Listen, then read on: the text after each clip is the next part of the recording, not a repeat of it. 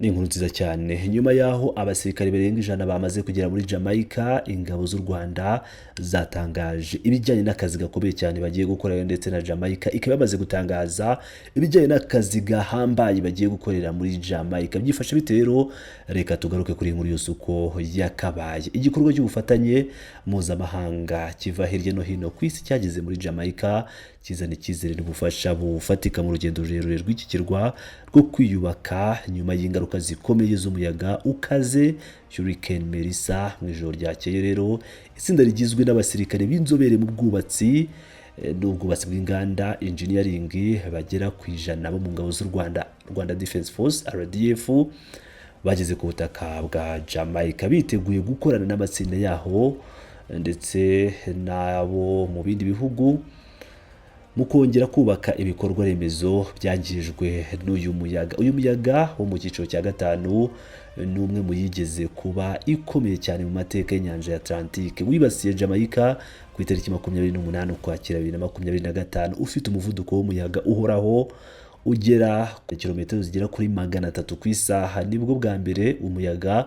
wo mu cyiciro cya 5 ugeze ku butaka bwa Jamaica mu buryo butaziguye, ukaba urushubukana Hurricane Gilbert yo mu 1948. Kugenda gahoro k'uyu muyaga byarushijeho kongera ubukana bw'ingaruka zawo, bituma habaho umwuzure ukabije uva mu nyanja, imvura nyinshi idasanzwe, inkangu n'imyuzure yibasiye cyane intara zo mu majyepfo n'iburengerazuba bw'igihugu. Ingaruka zabaye nyinshi, imibare ya leta igaragaza ko abantu nibura 45 bahitanywe n'uyu muyaga muri Jamaica, mu gihe hari abandi benshi bagikurikiranwaho kugira ngo bamenye niba baraburiye ubuzima muri uyu muyaga wibasiye iyi Jamaica.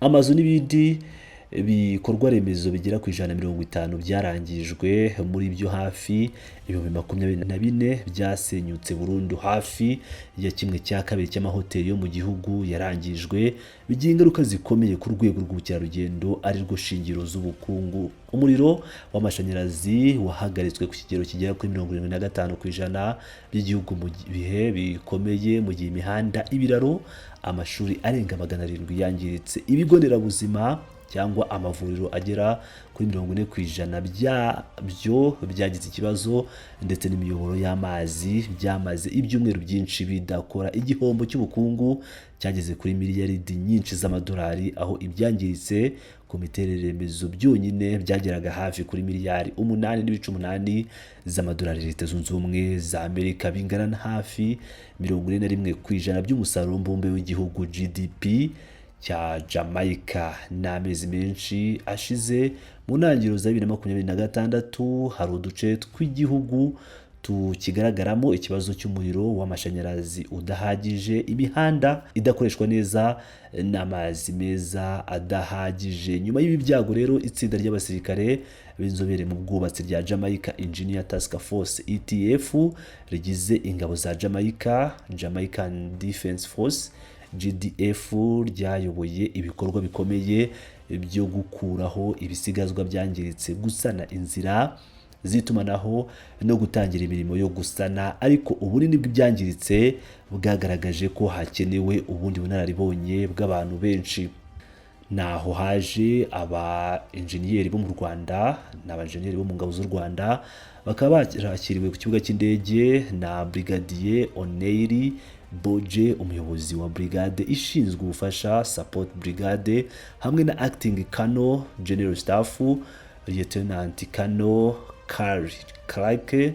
Itsinda ry'abanyarwanda ryari rihagarariye ikimenyetso gikomeye cy'ubufatanye mpuzamahanga. Uku kuza kwabo gushingiye ku masezerano y'ubufatanye hagati y'u Rwanda na Jamaica agamije guhangana n'ibiza no gusana ibikorwa remezo byangiritse. Abenjeniyeri ba RDF biteganyijwe ko gukorana bya hafi n'abasirikare ba GDF ariyo Jamaica Defense Force n'izindi nzego zaho, hazibandwa ku mishinga yihutirwa, gusana imihanda n'ibiraro byatwawe n'imyuzure, gukomeza no kunoza imiyoboro y'amazi n'imigezi mu rwego rwo kwirinda inkangu mu gihe kizaza, no gusubiza mu kazi ibikorwa remezo rusange abaturage bishingikirizaho mu buzima bwa buri munsi. Koherezwa kwabo kugaragaza uruhare rw'u Rwanda rugenda rwiyongera mu bufasha bw'ubutabazi ku rwego mpuzamahanga, rukarenga imbibi za Afurika rukagera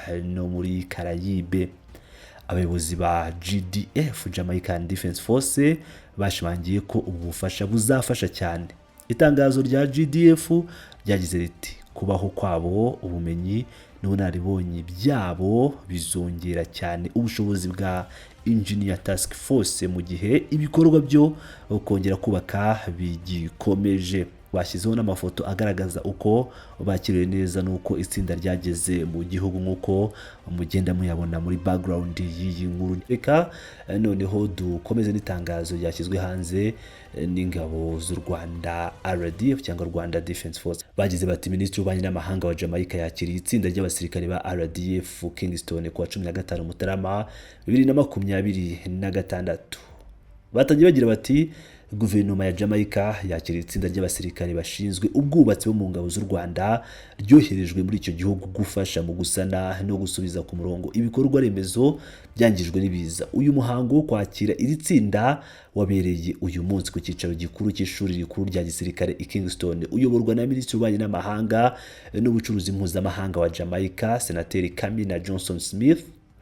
Mu ijambo yagejeje ku bagize iri tsinda, Senateri Johnson Smith yashimiye guverinoma y'u Rwanda by'umwihariko nyakubahwa Perezida Paul Kagame n'abaturage b'u Rwanda kubwo kohereza iri tsinda ry'abasirikare bazakora imirimo y'ubwubatsi. Yavuze ko ubunararibonye bwabo buzatanga umusanzu ukomeye mu bikorwa bya Jamaica byo kwiyubaka mu rwego rwo guhangana n'ingaruka z'ibiza. Yashimye kandi ubufatanye n'ubuvandimwe by'u Rwanda mu guhangana n'ingaruka zigenda ziyongera z'ibiza bishingiye ku mihindagurikire y'ikirere. Avuga mu izina ry'ubuyobozi bw'ingabo z'u Rwanda, Colonel Claudien Bizimungu yagaragaje ko u Rwanda rwifatanyije na guverinoma n'abaturage ba Jamaica. Yatanze ubutumwa buturutse ku buyobozi bwa RDF ashimangira ko u Rwanda rwiyemeje gukomeza kuba hafi ya Jamaica mu rugendo rwayo rwo kwiyubaka no gusana ibyangijwe n'ibiza. Colonel Bizimungu yashimangiye ko kohereza itsinda bigaragaza icyerekezo cyagutse cy'u Rwanda mu bufatanye mpuzamahanga no mu bikorwa by'ubutabazi. Agaragaza ubunararibonye bwa RDF mu bijyanye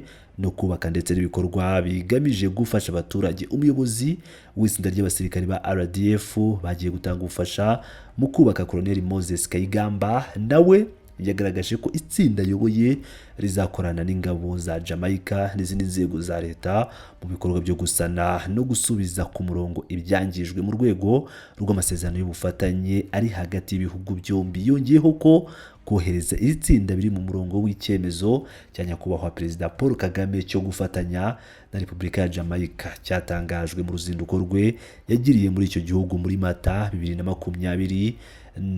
Ngira ngo rero murabyumvira neza cyane. Iri ni itangazo ry'ingabo z'u Rwanda RDF yashyize hanze nyuma yaho abenjeniyeri ba RDF bamaze kugera muri Jamaica. Nshuti bakuzi ba Pilot News TV, ndabakunda cyane, mukomeze mubane nanjye.